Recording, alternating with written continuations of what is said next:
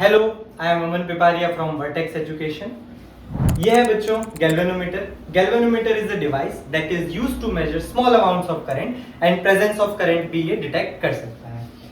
आप इसका पूरा 3D व्यू देखिए। आज हम इसकी वर्किंग सीखने वाले हैं। ये आप देख सकते हैं, यहाँ पे दो मैग्नेट्स हैं कॉनकेव।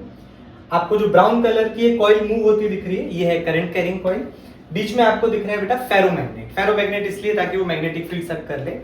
चलिए आइए इसे डिटेल में समझते हैं कि आखिरकार गैल्वेनोमीटर कैसे काम करता है। So let's start moving coil galvanometer.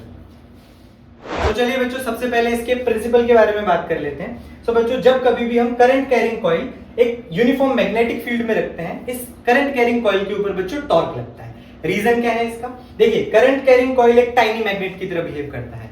ये रहा है करंट कैरिंग कॉइल। अगर मैं यहाँ पे राइट हैंड रूल लगाऊंगा तो आपको ये पता चलेगा कि इसके आजू बाजू बनने वाली जो मैग्नेटिक फील्ड है वो नीचे से अंदर जा रही है एंड ऊपर से बाहर, नीचे से अंदर एंड ऊपर से बाहर।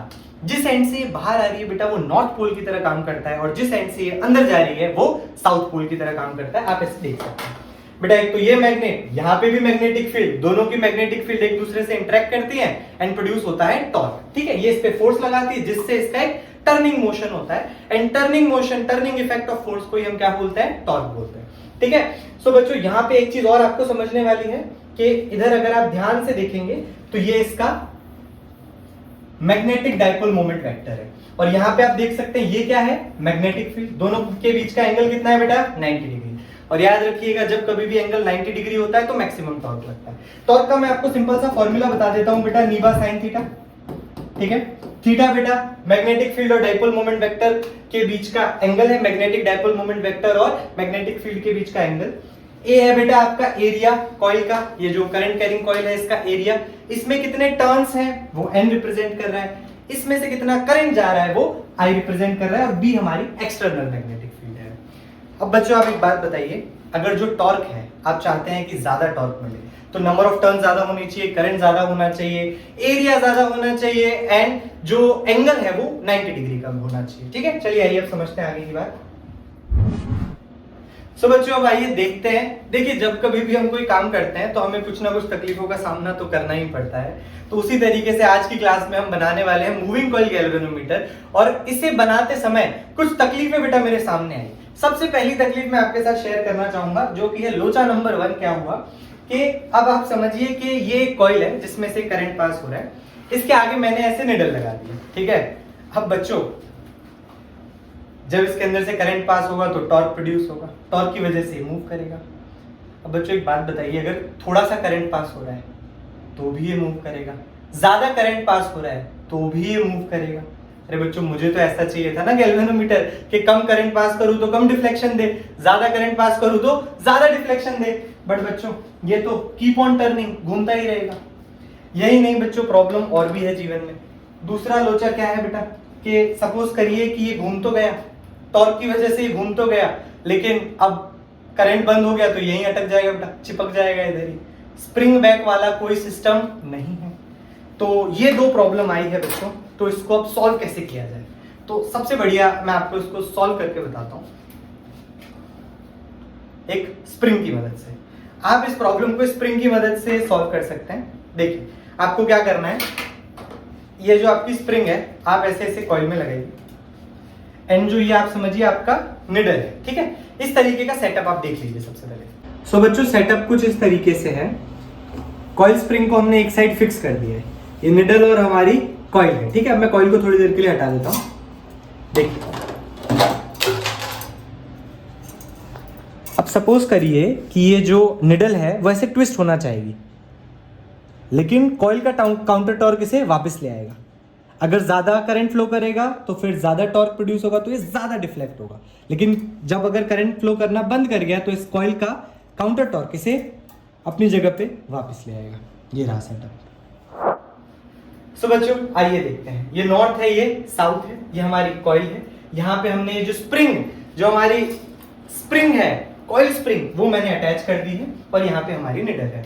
अब बच्चों देखिए होगा क्या, अगर गैल्वेनोमीटर में से करंट पास हो रहा है, इस कॉइल के अंदर से करंट जा रहा है और वो करंट का अमाउंट कम है, तो यहाँ पे जो डिफ्लेक्शन है वो थोड़ा सा होके रुक जाएगा। पहले रुक नहीं रहा था, क्यों? क्योंकि उसे कुछ अपोज करने के लिए काउंटर टॉर्क नहीं था। लेकिन अब हमने क्या लगा दिया बीच में, एक स्प्रिंग, कॉइल स्प्रिंग। तो क्या होगा कि थोड़ा सा डिफ्लेक्शन आया फिर वो रुक जाएगा। क्यों? क्योंकि भाई वो जो काउंटर टॉर्क है वो उसे आगे बढ़ने ही नहीं देगा। लेकिन अगर ज्यादा करंट आ गया कॉइल के अंदर तो टॉर्क भी कैसा लगेगा? ज्यादा। तो डिफ्लेक्शन भी कैसा आएगा? ज्यादा। तो अब जब ज्यादा करंट आएगा तो डिफ्लेक्शन भी ज्यादा आएगा। इस समय हमारा ये वाला जो ब्लू टॉर्क है वो ओवर पावर कर देगा हमारे स्प्रिंग के टॉर्क को। तो हमारी पहली प्रॉब्लम तो सॉल्व हो गई कि कम करंट पे कम डिफ्लेक्शन, ज्यादा करंट पे ज्यादा डिफ्लेक्शन। लोचा नंबर 2 भी इससे सॉल्व हो गया बेटा कि अब अगर करंट रुक जाता है तो हमारी जो स्प्रिंग है वो उसे वापस ले आएगी अपनी पोजीशन में। पहले तो टॉर्क था ना, अब ये ब्लू वाला टॉर्क ही नहीं है तो फिर ओरिजिनल पोजीशन में वापस आ जाएगा। बच्चों एज मैंने बोला कि जीवन में प्रॉब्लम्स खत्म नहीं हो रही हैं। तीसरी और आखिरी प्रॉब्लम ये है कि भाई ये जो गैल्वेनोमीटर है वो एक लीनियर डिवाइस होना चाहिए। अब लीनियर डिवाइस से मेरा क्या मतलब है? मैं ऐसा कहना चाहता हूँ कि फॉर एग्जांपल अगर 1 एम्पियर का करंट है और 1 एम्पियर के करंट में 5 डिग्री का डिफ्लेक्शन आ रहा है, फॉर एग्जांपल आप मान लीजिए, तो आप बताइए 2 एम्पियर में आप कितना एक्सपेक्ट करेंगे? 10 डिग्री का डिफ्लेक्शन। अगर भाई 1 एम्पियर करंट है तो वो यहाँ आना चाहिए ना, 5 डिग्री मान लेते हैं इसको, और 2 एम्पियर करंट है तो डिफ्लेक्शन यहाँ पे आना चाहिए। आपको ऐसा लग रहा होगा अरे ऐसा ही तो होगा, बेटा बिल्कुल ऐसा नहीं होगा। आप एक बात जानते हैं कि जो हमारा टॉर्क है वो मैक्सिमम किस केस में होता है? हमारा टॉर्क मैक्सिमम उस केस में होता है जब हमारे, या आप इसको मैग्नेटिक मोमेंट का वेक्टर भी मान सकते हैं, हमारे मैग्नेटिक मोमेंट वेक्टर और मैग्नेटिक फील्ड के बीच का एंगल 90 डिग्री हो। जब ये कॉइल टर्न करेगी, ध्यान से देखिए, जब ये कॉइल टर्न करेगी ना तो एंगल 90 डिग्री नहीं रहेगा, एंगल कम हो जाएगा। एंगल कम हो जाएगा बच्चों तो टॉर्क भी कम हो जाएगा। इसका मतलब पहले 1 एम्पियर करंट पे ज्यादा डिफ्लेक्शन और दूसरे सेकंड जब मैं 1 और एम्पियर करंट दूंगा तो डिफ्लेक्शन कम हो जाएगा। पहले एम्पियर पे आया बेटा 5 डिग्री का डिफ्लेक्शन, फिर दूसरा 1 और एम्पियर का करंट बढ़ाया तो सिर्फ 2.5 डिग्री का डिफ्लेक्शन। हम कितना चाहते थे? 2 पे आए। कहां पे आए डिफ्लेक्शन? 2 पे आए।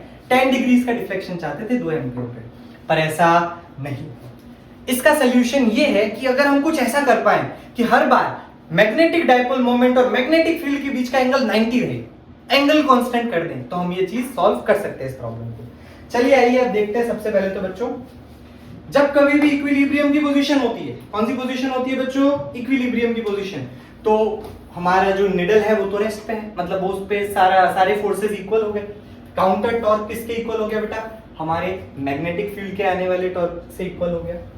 काउंटर टॉर्क का फॉर्मूला होता है बेटा C phi।